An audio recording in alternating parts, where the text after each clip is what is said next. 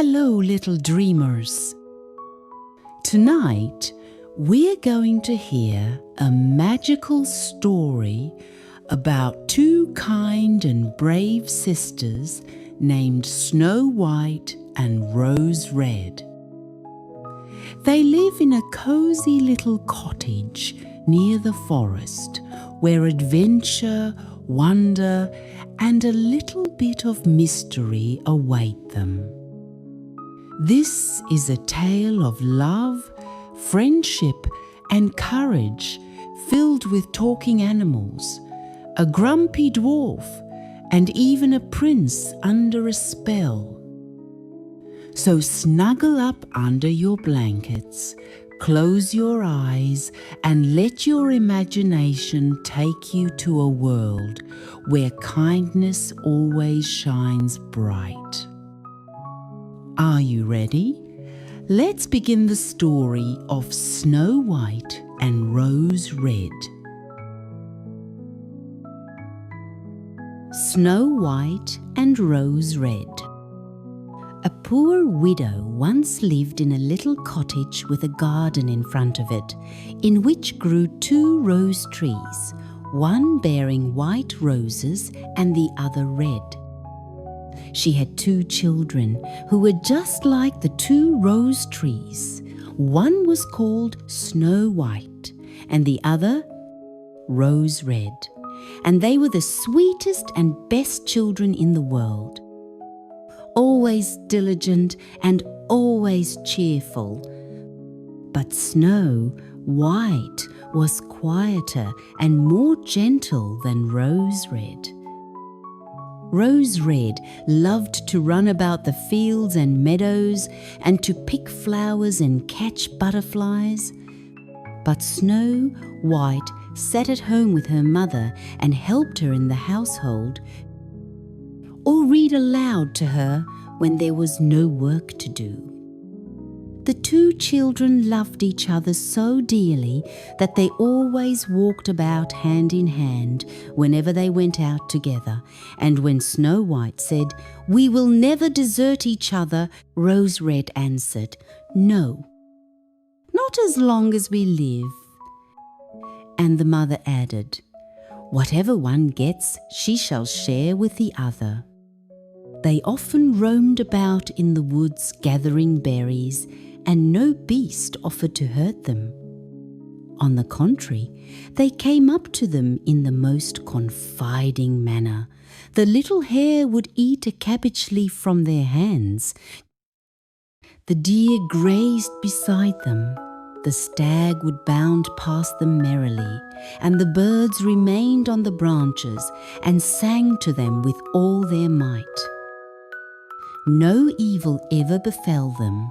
If they tarried late in the wood and night overtook them, they lay down together on the moss and slept till morning, and their mother knew they were quite safe and never felt anxious about them. Once, when they had slept all night in the wood and had been wakened by the morning sun, they perceived a beautiful child in a shining white robe sitting close to their resting place.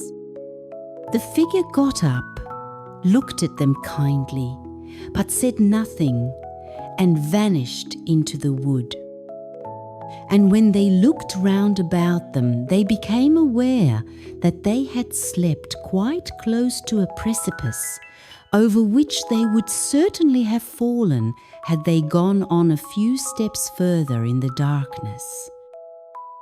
And when they told their mother of their adventure, she said what they had seen must have been the angel that guards good children. Snow White and Rose Red kept their mother's cottage so beautifully clean and neat that it was a pleasure to go into it. In summer, Rose Red looked after the house, and every morning before her mother awoke, she placed a bunch of flowers before the bed, from each tree a rose. In winter, Snow White lit the fire and put on the kettle, which was made of brass, but so beautifully polished that it shone like gold. In the evening when the snowflakes fell, their mother said, "Snow White, go and close the shutters," and they drew round the fire, while the mother put on her spectacles and read aloud from a big book, and the two girls listened and sat and span.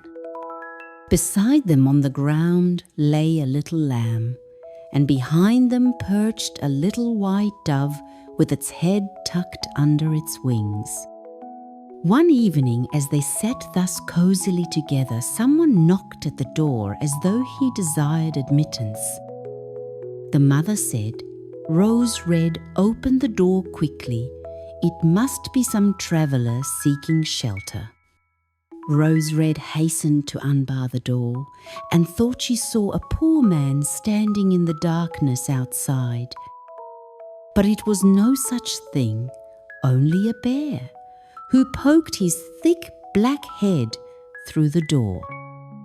Rose Red screamed aloud and sprang back in terror. The lamb began to bleat, the dove flapped its wings, and Snow White ran and hid behind her mother's bed. But the bear began to speak and said, "Don't be afraid. I won't hurt you. I am half frozen and only wish to warm myself a little." "My poor bear," said the mother, "lie down by the fire. Only take care you don't burn your fur." Then she called out, "Snow, White and Rose, Red, come out. The bear will do you no harm. He is a good, honest creature." So they both came out of their hiding places, and gradually the lamb and dove drew near too, and they all forgot their fear. The bear asked the children to beat the snow a little out of his fur, and they fetched a brush and scrubbed him till he was dry. Then the beast stretched himself in front of the fire and growled quite happily and comfortably. The children soon grew quite at their ease with him and led their helpless guest a fearful life. They tugged his fur with their hands, put their small feet on his back and rolled him about here and there, or took a hazel wand and beat him with it. And if he growled, they only laughed. The bear submitted to everything with the best possible good nature. Only when they went too far, he cried, "Oh, children, spare my life. Snow, White and Rose, Red, don't beat your dear friend dead." When it was time to retire for the night, and the others went to bed, the mother said to the bear, "You can lie there on the hearth.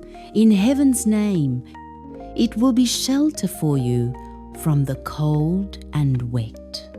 As soon as day dawned, the children led him out, and he trotted over the snow into the wood.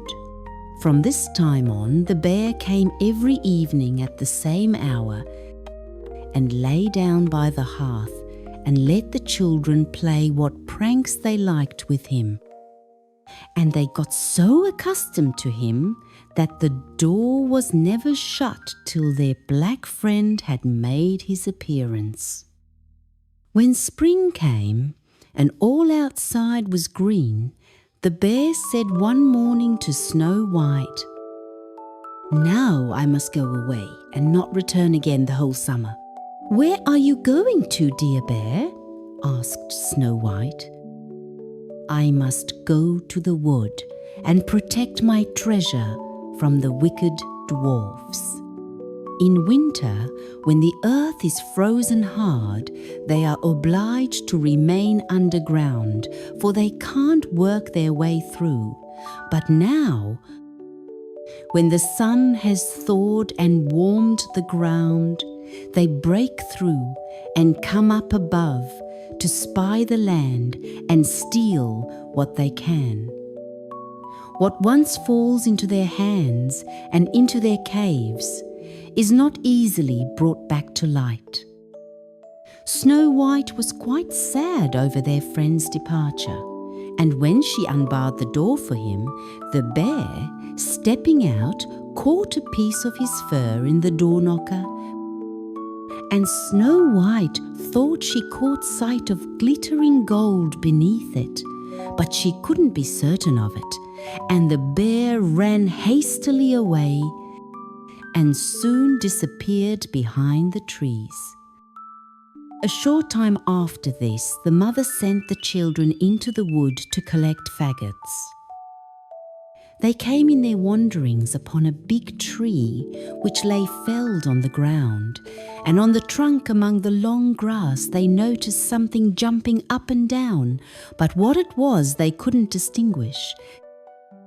When they approached nearer, they perceived a dwarf with a wizened face and a beard a yard long. The end of the beard was jammed into a cleft of the tree, and the little man sprang about like a dog on a chain and didn't seem to know what he was to do. He glared at the girls with his fiery red eyes and screamed out, "What are you standing there for? Can't you come and help me?" "What were you doing, little man?" asked Rose Red. "You stupid, inquisitive goose," replied the dwarf. "I wanted to split the tree in order to get little chips of wood for our kitchen fire, those thick logs that serve to make fires for course. Greedy people like yourselves quite burn up all the little food we need. I had successfully driven in the wedge, and all was going well. But the cursed wood was so slippery that it suddenly sprang out, and the tree closed up so rapidly that I had no time to take my beautiful white beard out, so here I am, stuck fast, and I can't get away, and you silly, smooth-faced, milk and water girls just stand and laugh. Ah, what wretches you are!" The children did all in their power, but they couldn't get the beard out. It was wedged in far too firmly. "I will run and fetch somebody," said Rose Red. "Crazy blockheads," snapped the dwarf. "What's the good of calling anyone else? You're already too many for me. Does nothing better occur to you than that?" "Don't be so impatient," said Snow White. "I'll see you get help," and taking her scissors out of her pocket, she cut off the end of his beard. As soon as the dwarf felt himself free, he seized a bag full of gold which was hidden among the roots of the tree, lifted it up, and muttered aloud, "Curse these rude wretches! Cutting off a piece of my splendid beard!" With these words, he swung the bag over his back and disappeared without as much as looking at the children again. Shortly after this, Snow White and Rose Red went out to get a dish of fish. As they approached the stream, they saw something which looked like an enormous grasshopper springing toward the water as if it were going to jump in. They ran forward and recognized their old friend, the dwarf. "Where are you going to?" asked Rose Red. "You're surely not going to jump into the water?" "I'm not such a fool," screamed the dwarf. "Don't you see that cursed fish is trying to drag me in?" The little man had been sitting on the bank fishing when, unfortunately, the wind had entangled his beard in the line, and when immediately afterward a big fish bit. The feeble little creature had no strength to pull it out. The fish had the upper fin and dragged the dwarf toward him. He clung on with all his might to every rush and blade of grass, but it didn't help him much. He had to follow every movement of the fish and was in great danger of being drawn into the water. The girls came up just at the right moment, held him firm, and did all they could to disentangle his beard from the line. But in vain, beard and line were in a hopeless muddle. Nothing remained but to produce the scissors and cut the beard, by which a small part of it was sacrificed. When the dwarf perceived what they were about, he yelled to them, "Do you call that manners, you toadstools, to disfigure a fellow's face? It wasn't enough that you shortened my beard before, but you must now needs cut off the best bit of it. I can't appear like this before my own people. I wish you'd been in Jericho first." Then he fetched a sack of pearls that lay among the rushes, and without saying another word he dragged it away and disappeared behind a stone. It happened that soon after this, the mother sent the two girls to the town to buy needles, thread, laces, and ribbons.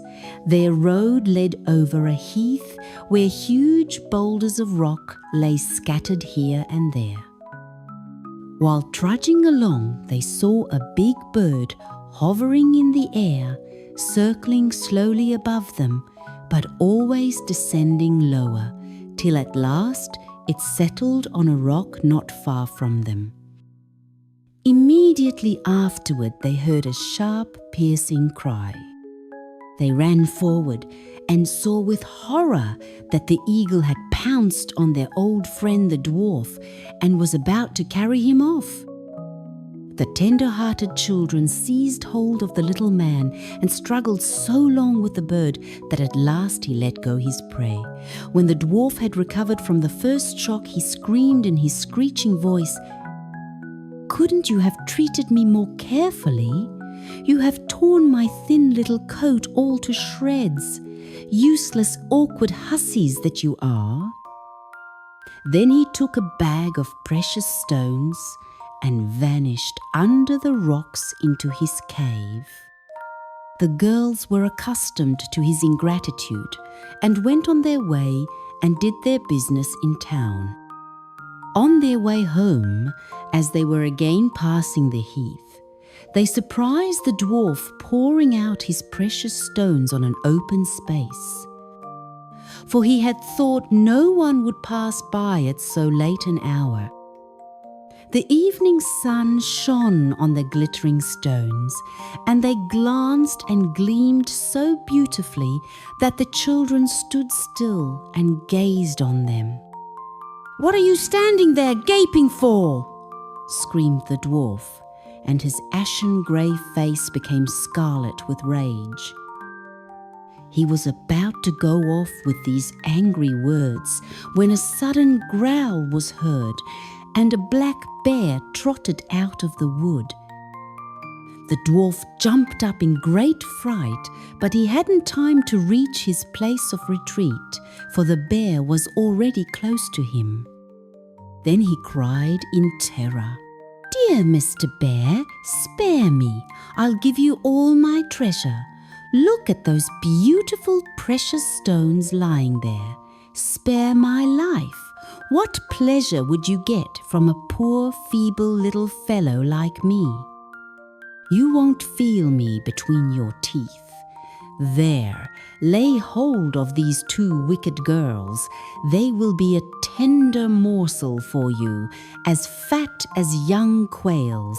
Eat them up, for heaven's sake."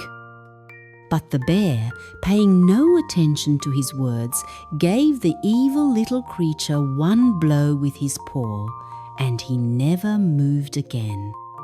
The girls had run away, but the bear called after them, "Snow White and Rose Red, don't be afraid. Wait, and I'll come with you."